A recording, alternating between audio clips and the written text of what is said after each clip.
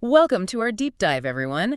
Ancient Rome. It's a classic, right? Definitely a classic. But today, we're ditching the typical stuff. We're not just doing gladiators and chariots, although we'll get to those. Oh, we'll get to those. We're using your notes, study guides, summaries, everything to uncover what daily life was really like. And what's so fascinating is how differently people lived depending on where they fell in Roman society. Oh, okay. So are we talking like social classes? Yeah, exactly. It's almost like picturing a pyramid with the emperor at the very top. Ah, okay. So at the very top, we've got the emperor living the life of, I imagine, luxury, right? Yeah, to a certain extent, sure, but it wasn't all lavish banquets and parades. Right, because The emperors could be assassinated. Oh, yeah, right. I mean, look at Claudius. He was poisoned. Yeah. And Commodus, he was strangled. It was a position of immense power, but also incredible danger. So not all sunshine and roses at the top. But going back to those lavish banquets, did everyone eat like an emperor? Like, what was the food scene like in ancient Rome? Well, you can imagine it varied drastically depending on, well, like we were saying, your position in society. Makes sense, yeah. The patricians, they were the elite, just below the emperor. Okay. Imagine those multi-course meals. They'd have delicacies like shellfish, game meat. They even had imported figs. Wow, fancy. Yeah, and they could afford the best garum. Oh, garum. Isn't that like the ketchup of ancient Rome? Exactly. Like they put it on everything. Yeah, but just like we have different brands of ketchup today, there were different grades of garum back then. Oh, interesting. So the patricians, they got the good stuff. Right. But the plebeians, they were like the everyday folks. Okay. They probably had to settle for, well, a less refined version and probably a lot more pungent. I can imagine. So their diet was a lot simpler, I'm guessing? Yeah, a lot simpler. Bread, cheese, olives, things like that. Okay, that makes sense. But what I find interesting is that even with those differences, there were things that united Romans across all levels of society, like entertainment. Right. Everyone loves a good show, right? Absolutely. Think about the Colosseum. Oh, yeah. It wasn't just for gladiatorial combat, you know. Oh, what else was it for? They actually had mock naval battles there, too. Wait, what? They would flood the arena for these elaborate spectacles they called namachiae. A flooded Colosseum. That's insane. I can only imagine the logistics of something like that. But was the Colosseum the main entertainment hub, or were there other spots? Well, they also had chariot races at the Circus Maximus. Ah, right. The chariot races. I've heard about those. Yeah, incredibly popular those were. They were like the Roman Super Bowl. Wow. Fans passionately supporting their teams, the blues, greens, reds, and whites. Charioteers becoming like superstars. It's interesting how those ancient chariot races kind of mirror modern sports, you know? We're still drawn to the same kind of excitement thousands of years later. But besides those massive spectacles, what did Romans do for fun on a regular day? Like just for entertainment, you know? Well, there were the theaters. Oh, yeah, of course, the theaters. But it wasn't all those like highbrow tragedies and comedies, you know. All right. They also had mimes, which were more like physical comedy, I guess you can say. Oh, okay. And then there were pantomimes, where they used dance and music to tell stories. So kind of a real variety show situation going on. Exactly. That's pretty cool. And speaking of daily life, what about hygiene? Weren't public baths a big part of Roman life? Oh, yeah. Public baths, or thermae as they called them, were essential to Roman society. Okay. They were a lot more than just a place to get clean, though. What do you mean? Imagine, like, a complex. Hot pools, cold pools, tepid pools, saunas. They even had libraries in some of them. A library in a bathhouse. Okay, that's something I've got to wrap my head around. But while we're on the topic of hygiene, got to ask about those Roman toilets. Nice. I read about these sponges on a stick. And, well, let's just say it doesn't sound very hygienic to me. Well, yeah, the communal toilets are definitely something that often raises eyebrows today. But you got to remember, these sponges were soaked in vinegar for sanitation. Vinegar. Yeah, vinegar.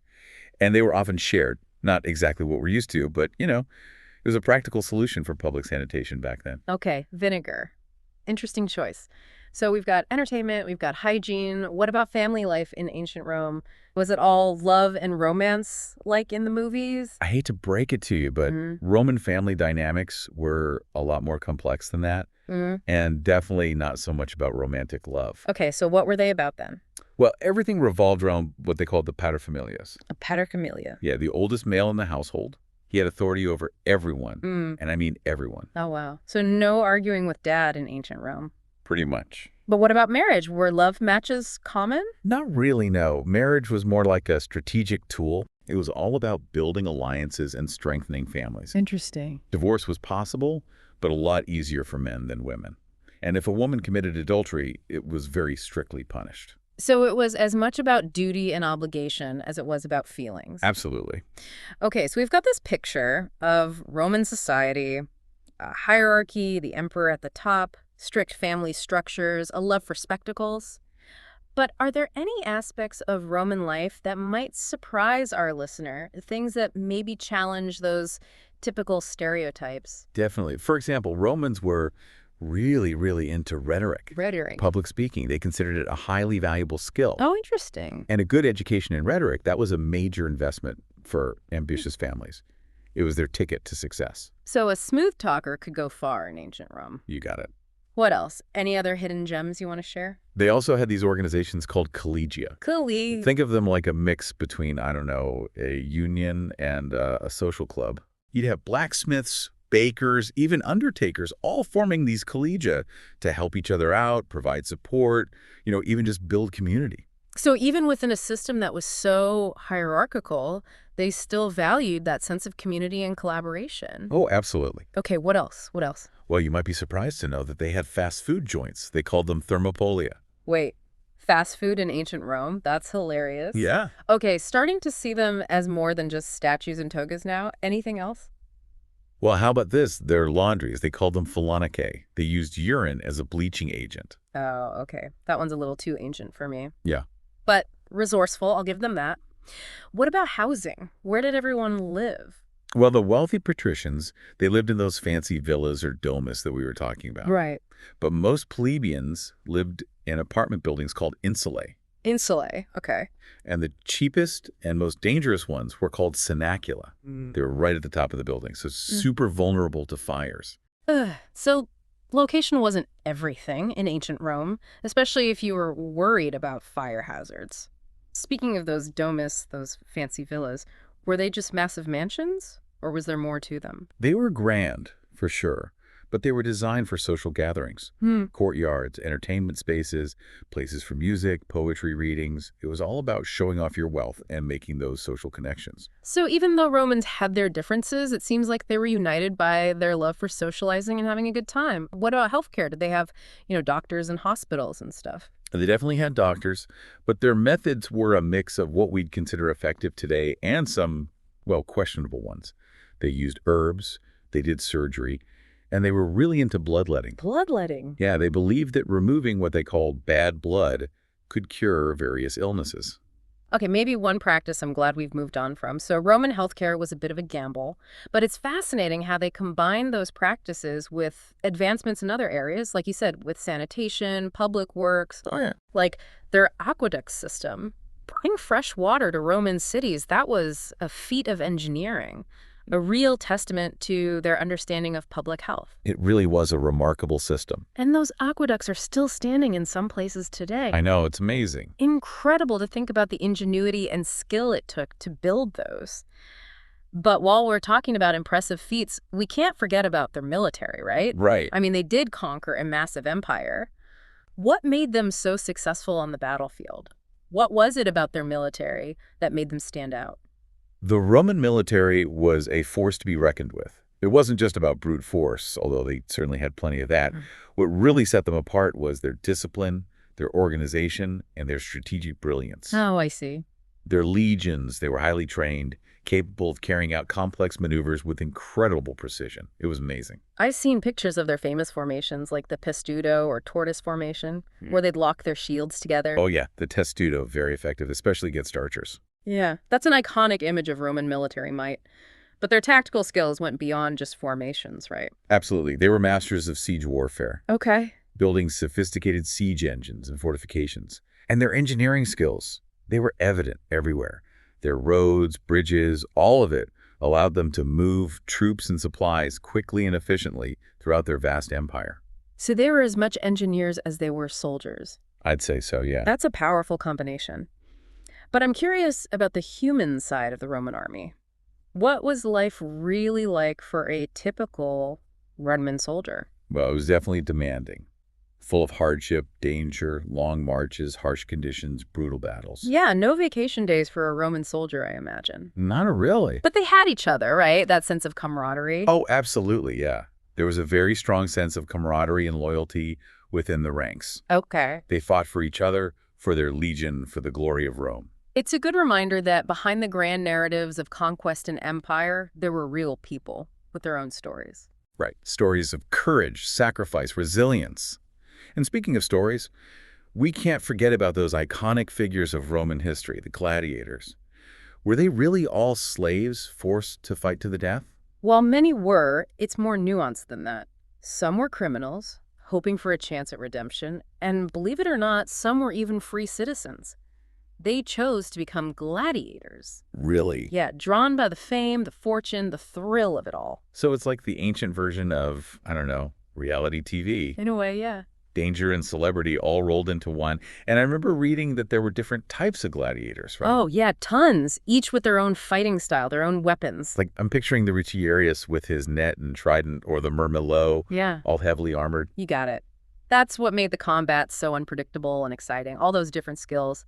And the crowds were wild, cheering for their favorites, placing bets, even throwing gifts into the arena. I bet. It must have been an incredible spectacle. But gladiatorial combat wasn't the only form of entertainment that drew those massive crowds, right? What else did they have? Chariot racing was huge. The Circus Maximus, Rome's largest stadium, could hold over 150,000 spectators, all of them eager to witness those charioteers and their horses. Wow, so those races were more than just a sporting event, right? Oh, yeah. They were social gatherings, political platforms, even opportunities for some serious gambling. You said it. Each racing faction had its dedicated fan base, and those rivalries were legendary. Sometimes they'd even turn violent. It's amazing how much those ancient passions mirror our own today. It's like some things never change. But let's move from the spectacle of the arena to the heart of the Roman economy. Trade. How did they manage to keep such a vast empire running? The Roman economy was complex, but agriculture was its foundation. Okay. Vast estates producing grain, olives, grapes, you name it. But trade was key to connecting everything, bringing in goods from far-off lands. I imagine control of the Mediterranean Sea was pretty important for that. It was crucial. It essentially became their highway for commerce. Right. Grain from Egypt, spices from the East, silk from China. It all flowed into Rome, fueling their economy and, of course, satisfying all those people. It's amazing to think about that kind of trade network back then. And speaking of impressive feats, we can't forget Roman law. Its influence on legal systems around the world, it's undeniable. Absolutely. It was incredibly sophisticated for its time. In what way? Well, they emphasized written laws, due process, the concept of precedent, all these principles that we still rely on today. It's amazing to think that a legal system developed so long ago still resonates with us. But the Romans weren't just conquerors and lawmakers. They were also patrons of art, literature, architecture. Well, yeah, absolutely. And while they were heavily influenced by the Greeks, they developed their own unique artistic and architectural styles. Their sculptures, often incredibly realistic, and their architecture, grand and imposing, it's all around us, really. Yeah, when you think about it, structures like the Pantheon with that massive dome or the aqueducts, Amazing. real testaments to their skill. And their literature, it's a treasure trove. Poetry, history, philosophy, drama. Yeah, authors like Virgil, Horace, Ovid, those are names that have stood the test of time. They have. And what's so interesting is their writings give us this amazing glimpse into Roman thought, Roman culture. Yeah, and the themes they explored, love, war, fate, those are all things we can still relate to, even all these centuries later. It's remarkable. But I am curious about the less well-known aspects of Roman culture, you know. What were some of the everyday details that might surprise our listener? Well, we already talked about the board games, the fact that the kids had toys, but they also had a strong sense of community. Remember those collegia? Right, those professional and social organizations. It's interesting how even back then people formed those kinds of networks for support. Right. And even though their family structures were very different from ours, family ties and traditions were still important. They celebrated births, mourned deaths, and had their own customs and rituals surrounding family life. It's those shared human experiences, those things we all go through that really help us connect with the past, make history feel more, I don't know, relatable. Totally. But we should probably also talk about the darker side of Roman society. We've mentioned slavery, but were there other forms of injustice? There were. Roman society was very patriarchal. Women had very few rights compared to men, Yeah. couldn't vote, couldn't hold office, couldn't own property independently. Right. Their lives were largely defined by their roles as wives and mothers. It's a reminder that progress doesn't always move in a straight line. Even a society as advanced as ancient Rome still had a long way to go in terms of equality. Exactly. But even with those injustices, their civilization left a huge mark on the world, right? Oh, yeah. I mean, their legacy is all around us. Everywhere. Our languages, our laws, our architecture. The Romans were innovators, builders, thinkers, and their ideas and achievements, they're still with us today. It's pretty amazing when you think about it. It really is. So for our listener, as we continue our deep dive into ancient Rome, we encourage you to keep exploring, keep asking those questions, keep discovering. There's so much to uncover. And as you delve deeper into their world, consider this. Imagine a world without concrete aqueducts or a system of codified law. What would that world look like? How different would our lives be without that Roman legacy? That's a powerful thought to consider. It is. Thanks for joining us on this incredible journey into the heart of ancient Rome. Until next time, keep exploring the past. It really is remarkable how those little everyday details, can make the past feel so much more real. Yeah, totally. It makes those people from so long ago feel a lot less like names in a history book. But speaking of those connections to the past, we mentioned the Roman Republic earlier. How did their system of government actually work, in practice? Well, it wasn't a democracy the way we think of it today. Right. More like a complex system with elected officials, assemblies, and, of course, the Senate. Oh, yeah, the Senate. That was like a council of elite citizens, right? Exactly. And they were really powerful. So they weren't just sitting around, sipping wine and chatting about the good old days. Not exactly.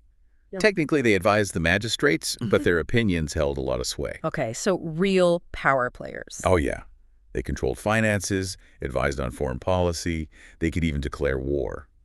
Kind of a mix of elder statesmen and political strategists. Wow. So how did someone actually become a senator? Was it like a popularity contest or something? Not quite. It was a whole process. They called it the cursus honorum. The what? The cursus honorum. It was a sequence of public offices that you had to hold before you could even be considered for the Senate. So like a ladder you had to climb, politically speaking. Exactly. Each rung represented a different office, a different level of responsibility. Sounds like a pretty competitive climb.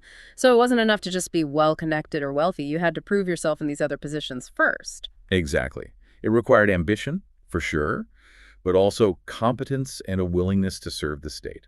So what kinds of offices are we talking about here? Well, there was quaestor, aedile, praetor, and then finally consul. Wow, that's quite a list. Each office had specific duties, ranging from managing finances and overseeing public works to judicial matters and military command. It was a demanding path, for sure. It's fascinating how structured their system was. It must have ensured a certain level of experience and expertise among those who finally reached the Senate.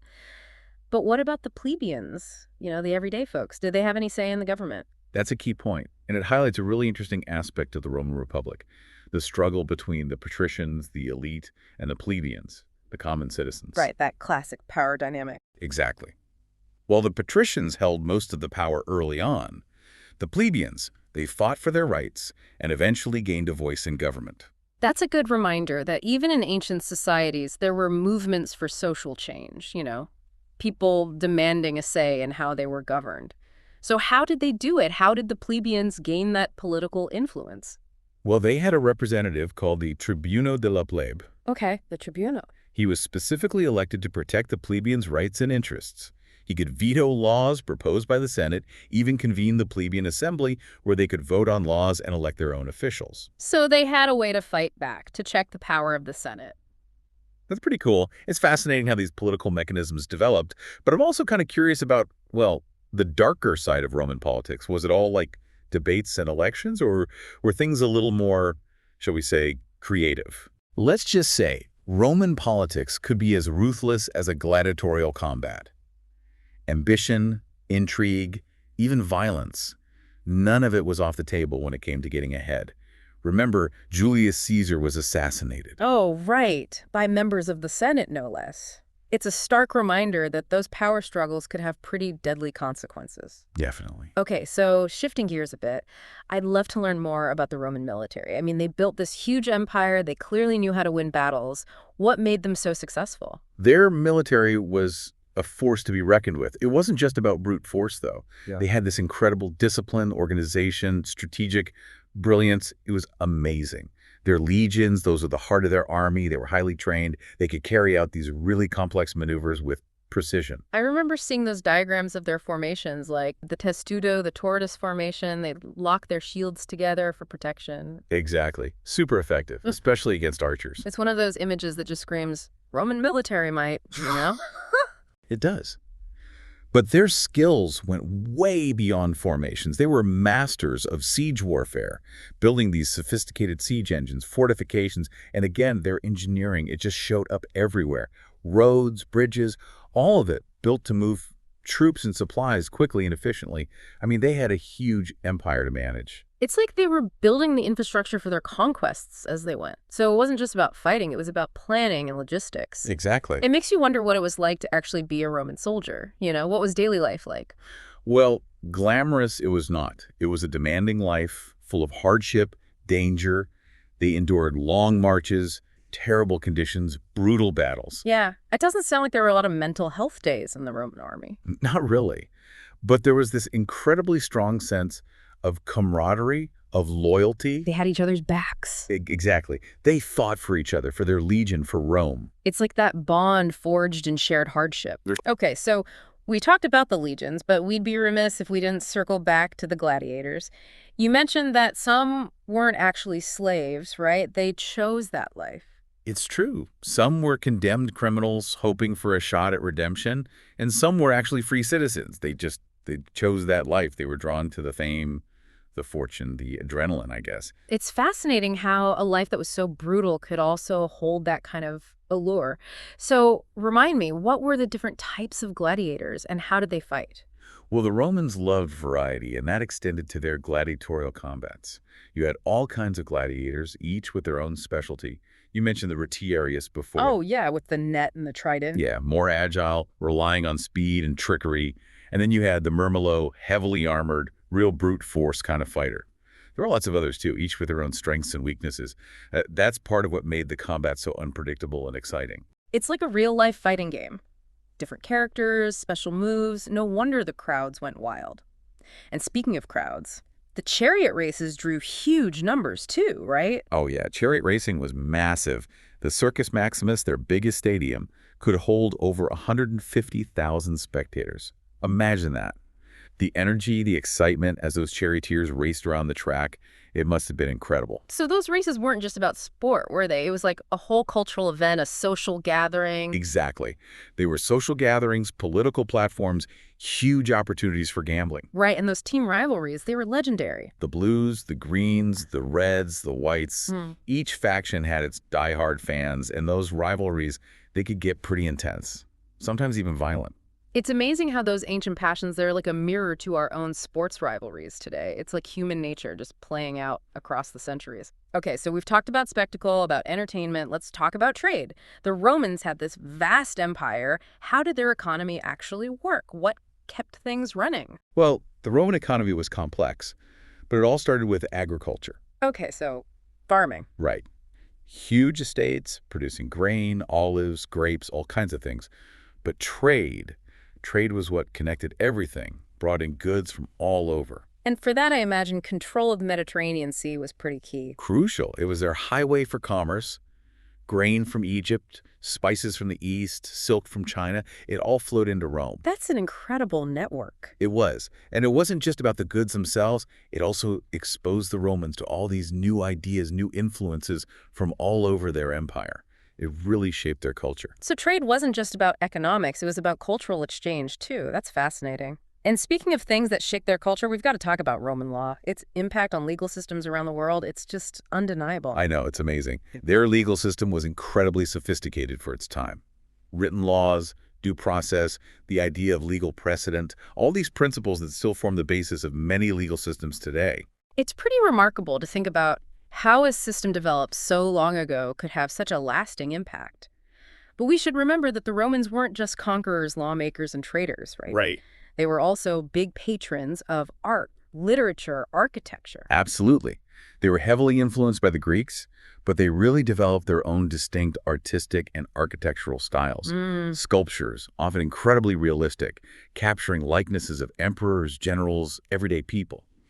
And their architecture, grand and imposing. Yeah, you think about structures like the Pantheon, the Colosseum, those aqueducts. Incredible. Amazing testaments to their skill and ingenuity. And what about their literature?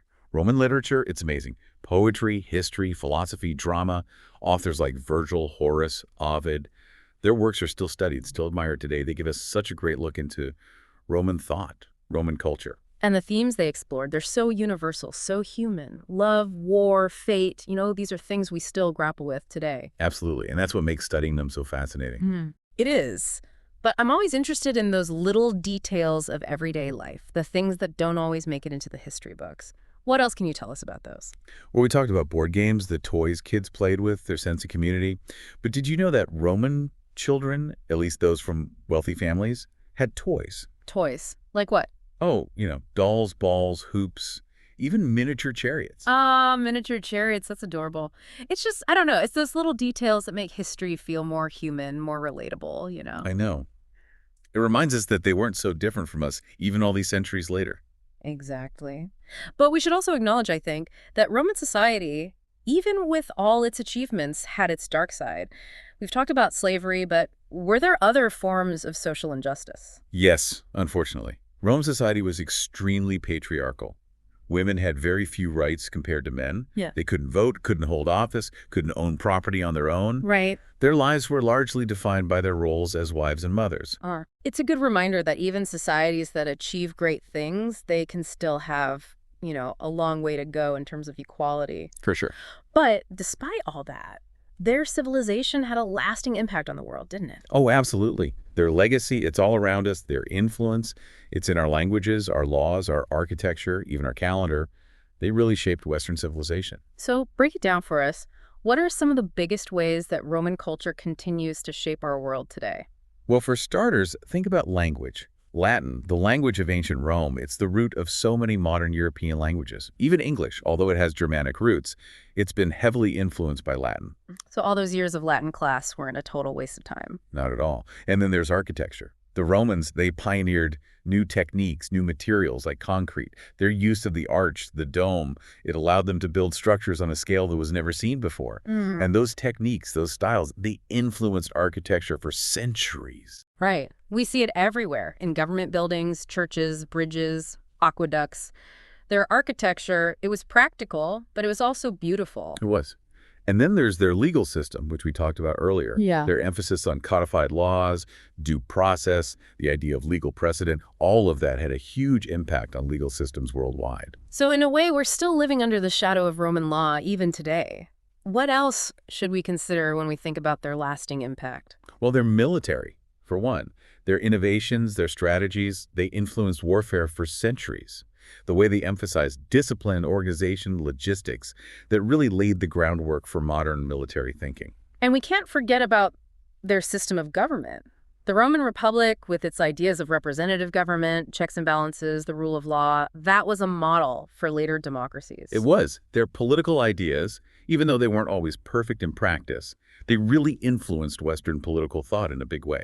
It's amazing, to think about how much of what we consider Western civilization has its roots in ancient Rome. But how do we view them today? Are they just a historical curiosity, or are there, actual lessons we can learn from their successes, their failures? That's a great question. I think it's both, really. They're definitely a source of fascination, a window into this really complex, compelling civilization, but they're also a cautionary tale. Oh, so? Well, they remind us that even the mightiest empires, they can crumble. Their rise and fall, it teaches us about the dangers of unchecked power, about social inequality, about political instability. Right. It makes you wonder, what were the factors that led to their decline? What can we learn from their mistakes? That's the question, isn't it? And it's one that historians are still debating. Was it economic hardship, political corruption, the pressures of constant warfare, or maybe some combination of all of those things? By studying them, we can learn a lot about what shapes civilizations, both the things that make them great and the things that lead to their downfall. And it reminds us that history isn't just a bunch of facts and dates. It's this living thing that still has relevance to our lives today. Exactly. This has been a really incredible journey through ancient Rome, from the grandeur of the Colosseum to the everyday lives of its citizens. It feels like we've covered so much, but I know there's always more to learn. Oh, absolutely. Every artifact, inscription, ruin, they all have a story to tell, a glimpse into the past. It's a journey of endless discovery. So for our listeners, as always, we encourage you to keep exploring, keep asking questions, keep digging deeper into this fascinating world. You never know what you might find. Exactly. And as you continue your journey, consider this. Mm. Imagine a world without concrete aqueducts, a codified system of law. How different would our lives be without the legacy of Rome? That's a powerful question to leave our listeners with. Thanks for taking this deep dive with us into the heart of ancient Rome. We'll catch you on our next adventure. It's incredible, to think something from so long ago, like concrete, still has such a huge impact on our world today. It really is. But as we're, talking about all these Roman achievements, all this grandeur, it makes me wonder, were there, I don't know, less glamorous aspects of Roman life? Things that maybe don't get as much attention? Oh, for sure. It's easy to get caught up into all the big stuff, the impressive architecture, the military victories, and forget about what everyday life was actually like for a lot of people. Exactly. So paint us a picture. What were some of those everyday realities? Well, disease was a constant threat. Sanitation, even though it was advanced for the time, it wasn't exactly what we'd consider acceptable today. Right.